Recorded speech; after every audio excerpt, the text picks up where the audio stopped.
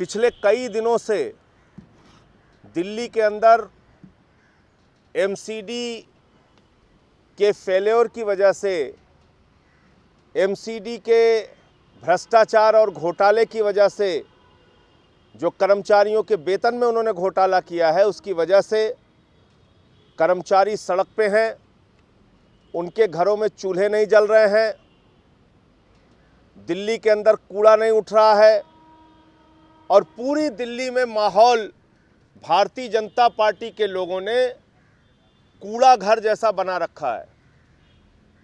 दिल्ली सरकार की ओर से जो प्रयास हम लोग कर सकते थे, पीडब्ल्यूडी का काम कतई नहीं है कूड़ा उठाने का, पीडब्ल्यूडी के माध्यम से कूड़ा उठवाया गया।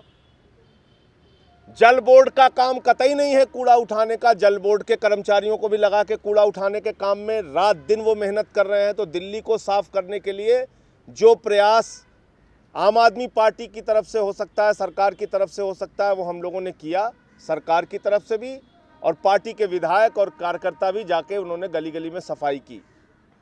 आज कर्मचारियों के हित को ध्यान में रखते हुए, दिल्ली की जनता के हित को ध्यान में रखते हुए, दिल्ली साफ सुथरी बनी रहे इस बात को ध्यान में रखते हुए, यहाँ पे स्वास्थ्य सेवाएं बहाल हो सकें और बच्चों की पढ़ाई में बाधा न पहुँचे इस बात का ध्यान रखते हुए, दिल्ली के मुख्यमंत्री ने, श्री अरविंद केजरीवाल जी ने बिना किसी देनदारी के, यानी एक भी पैसा दिल्ली सरकार को एमसीडी को नहीं देना है, कोई देनदारी दिल्ली सरकार की नहीं बनती है, इसके बावजूद अरविंद केजरीवाल जी ने कर्मचारियों के हित में और दिल्ली की जनता के हित में एक बड़ा फैसला लिया।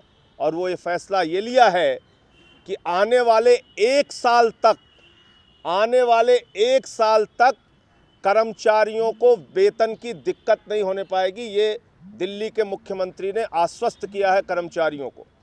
और तत्काल राहत के तौर पे लगभग 693 करोड़ रुपए यानी लगभग 700 करोड़ रुपए की धनराशि कर्मचारियों के हित के लिए, कर्मचारियों को तनख्वाह दिए जाने के लिए रिलीज की जा रही है दिल्ली सरकार की ओर से। ये भी मुख्यमंत्री जी ने कहा है।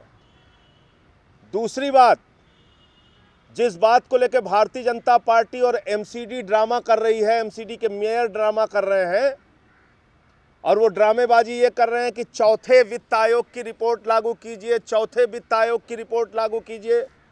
अरविंद केजरीवाल जी ने आज बिल्कुल साफ तौर पे कहा है कि दिल्ली की सरकार चौथे वेतन आयोग की रिपोर्ट को अक्षरशः लागू करने के लिए तैयार है, पूरी तरह से लागू करने के लिए तैयार है। लेकिन उस रिपोर्ट में क्या लिखा है ये सबको बताइए। उस रिपोर्ट में साफ तौर पे ये कहा गया है कि डीडीए को दिल्ली सरकार के अधीन किया जाए, डीडीए को दिल्ली सरकार में लाया जाए। आज केंद्र सरकार डीडीए दिल्ली सरकार को दे दे। अरविंद केजरीवाल ने साफ तौर पे कहा है जितना भी चौथा वित्त आयोग का सिफारिशों के अनुसार पैसा बनता है एमसीडी का, वो सारा पैसा जल्द से जल्द 2 दिन के अंदर उनको दे दिया जाएगा। तो अब केंद्र सरकार को फैसला लेना है। अगर आप चौथे वित्त आयोग की रिपोर्ट लागू करने की बात कर रहे हैं, अगर एमसीडी के लोग, भाजपा के लोग चौथे वित्त आयोग की रिपोर्ट, वेतन आयोग की रिपोर्ट लागू करने की बात कर रहे हैं, तो उनको कम से कम पूरी रिपोर्ट पढ़नी चाहिए। और पूरी रिपोर्ट में ये बात बिल्कुल साफ होती है कि आप पहले बगैर विलंब के डीडीए दिल्ली सरकार के अधीन कीजिए। लेकिन मुझे लगता है कि दिल्ली के जनता के हितों की किसी को चिंता नहीं है, कर्मचारियों के हितों की चिंता नहीं है। सिर्फ भारतीय जनता पार्टी के लोग इस पे ड्रामेबाजी कर रहे हैं। एलजी साहब ने 2 बार मीटिंग की कर्मचारियों के साथ। एलजी साहब ने दिल्ली सरकार को पत्र भी लिखा। लेकिन एलजी साहब से मैं बड़ी विनम्रतापूर्वक पूछना चाहता हूं कि मान्यवर, आप डीडीए के चेयरमैन हैं और उस डीडीए के पास 1550 करोड़ रुपए का एमसीडी का बकाया है। वो 1550 करोड़ रुपए की धनराशि आप क्यों नहीं दे रहे एमसीडी को? क्या आप सिर्फ कर्मचारियों को बरगलाना चाहते हैं? क्या आपकी मंशा दिल्ली में कानून व्यवस्था बिगड़े इस बात की है? क्या दिल्ली में गंदगी फैली रहे इस बात की आपकी मंशा है? क्योंकि आज मैंने जंग साहब का बयान अखबारों में पढ़ा, उन्होंने कहा कानून व्यवस्था बिगड़ सकती है। कानून व्यवस्था किसके हाथ में है? पुलिस किसके हाथ में है? एलजी साहब आपके हाथ में है, मोदी जी के हाथ में है। दूसरी बात, आप दिल्ली सरकार से कह रहे हैं पैसा दे दो। अरे 1550 करोड़ रुपए उस संस्था के पास है जिसके आप चेयरमैन हैं महोदय एलजी साहब, आप उसका पैसा तो दीजिए। इसका मतलब खेल सबको समझ में आ रहा है और खेल बहुत साफ है कि सारा गंदगी मचाओ, सारा कुछ हल्ला गुल्ला करो, पूरी दिल्ली को डिस्टर्ब रखो और केजरीवाल की सरकार को, आम आदमी पार्टी की सरकार को बदनाम करो। तो आज केजरीवाल जी ने जनता के और कर्मचारियों के हित में जो फैसला लिया है, मुझे लगता है मैं पार्टी की ओर से भी अनुरोध करूंगा कर्मचारी संगठनों से कि अब 1 साल तक की जिम्मेदारी आपके वेतन की माननीय मुख्यमंत्री जी ने ली है। आप लोग कृपा करके अपनी हड़ताल ख़त्म कीजिए और दिल्ली के लिए जो आपकी भूमिका है, जो आप काम करते रहे, उसको बहाल कीजिए। दोस्तों, एमसीडी की हड़ताल की पृष्ठभूमि में कुछ और महत्वपूर्ण चीज़ें हैं जो आप तक पहुँचें, ये ज़रूरी है। अभी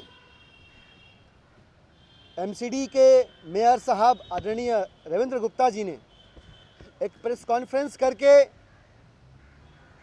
अपने मन की बात जो है रखी है। जब उनसे पूछा गया कि अब तक कैसे काम चला रहे थे, तो उन्होंने बड़ा मासूम सा और सत्य के बेहद करीब का उत्तर दिया।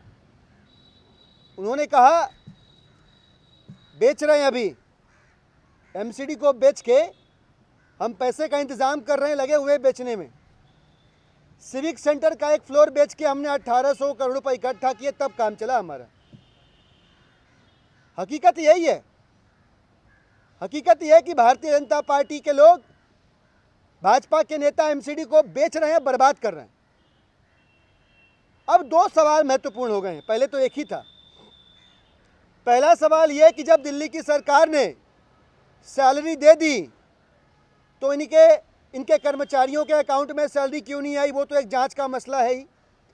वो एक सैलरी घोटाला ये कर चुके हैं। ये अतिरिक्त 1800 करोड़ रुपए जो इन्होंने कमाए हैं, बेचे हैं, जो ये किसकी जेब में गए हैं, इसका भी हिसाब किताब दिल्ली की जनता माननीय रविंद्र गुप्ता जी से लेना चाहेगी। उन्होंने कुछ और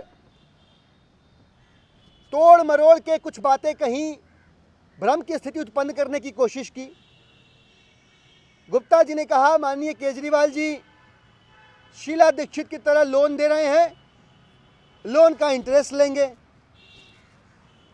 रविंद्र गुप्ता जी को भी स्मृति दोष है। मैं उनको याद दिलाना चाहूँगा कि आम आदमी पार्टी की सरकार ने जब अपना बजट पेश किया था तो वित्त मंत्री ने, माननीय मनीष सिसोदिया जी ने 2 चीज़ें एकदम स्पष्ट कर दी थी अपने बजट को रखते समय। पहला कि 6000 करोड़ रुपए की जो देय राशि है उसकी वार्षिक किस्त नहीं ली जाएगी। दूसरा, उसके ऊपर कोई इंटरेस्ट भी नहीं लिया जाएगा। इंस्टॉलमेंट नहीं ली और इंटरेस्ट भी नहीं लिया, क्योंकि पता है कि एमसीडी की माली हालत ख़राब है। जबकि उसके पहले शीला दीक्षित जी की जब सरकार थी, उन्होंने भी बजट पेश करते समय इंस्टॉलमेंट काटा। और भारतीय जनता पार्टी की अपनी सरकार के अपने महत्वपूर्ण वित्त मंत्री माननीय अरुण जेटली साहब ने जब बजट पेश किया दिल्ली का राष्ट्रपति शासन के दौरान, तो भारतीय जनता पार्टी के दिल्ली के नेताओं को डूब मरना चाहिए या अरुण जेटली के घर के बाहर जाकर प्रदर्शन करना चाहिए कि अरुण जेटली साहब ने भी किस्त काट ली थी, उन्होंने भी किस्त काट ली थी। तो हमसे सवाल न करें। हमें दिल्ली के अंदर रहने वाले सफाई कर्मचारियों के हितों की चिंता है। आपकी निपुणता कचरा फैलाने में आप फैला रहे हैं। हम चाहते हैं दिल्ली की जनता को कष्ट हो, इसलिए हम सफाई कर रहे हैं। हमें दिल्ली की जनता की फिक्र है इसलिए ये लगभग 700 करोड़ रुपए का लोन हमने दिया है। 550 करोड़ रुपए का लोन है, जिसमें 142 करोड़ रुपए जो दिए गए हैं वो स्टाम्प ड्यूटी के विक्रय के अगेंस्ट दिए गए हैं। टोटल लगभग 700 करोड़ रुपए रिलीज किए गए। अब महत्वपूर्ण बात यह है, चौथे वित्तीय आयोग की सिफारिशों की बात करते हैं, जिसको दिल्ली की सरकार इन टोटालिटी एक्सेप्ट करने को तैयार है। भाजपा के नेता चैनलों पे जाके झूठ बोलते हैं, कहते हैं चौथे वित्तीय आयोग के मुताबिक इनको 12.5% देना चाहिए, 10.5% नहीं देना चाहिए। महानुभाव, हम वो 2% तत्काल आपको रिलीज करते हैं, पूरी जिम्मेदारी के साथ ये बात कह रहे हैं। जिस दम आपने चौथे वित्तीय आयोग की सिफारिशों को प्रभाव में लाने का अनुमोदन कर दिया, उसी दम डीडीए भी हमारे पास आएगा और डीडीए का टेक ओवर करने के बाद दिल्ली की सरकार 2% जो ग्लोबल शेयर का बढ़ना है वो आपको दे देगी। उतना ही नहीं, जिस 1600 करोड़ रुपए के मामले को सब जुडाइस बता के आप अपनी कन्नी काट लेते हैं, पल्ला झाड़ लेते हैं, उसको भी out of the court settle करने को आम आदमी पार्टी की सरकार तैयार। तो ये तो हमारे कमिटमेंट्स हैं।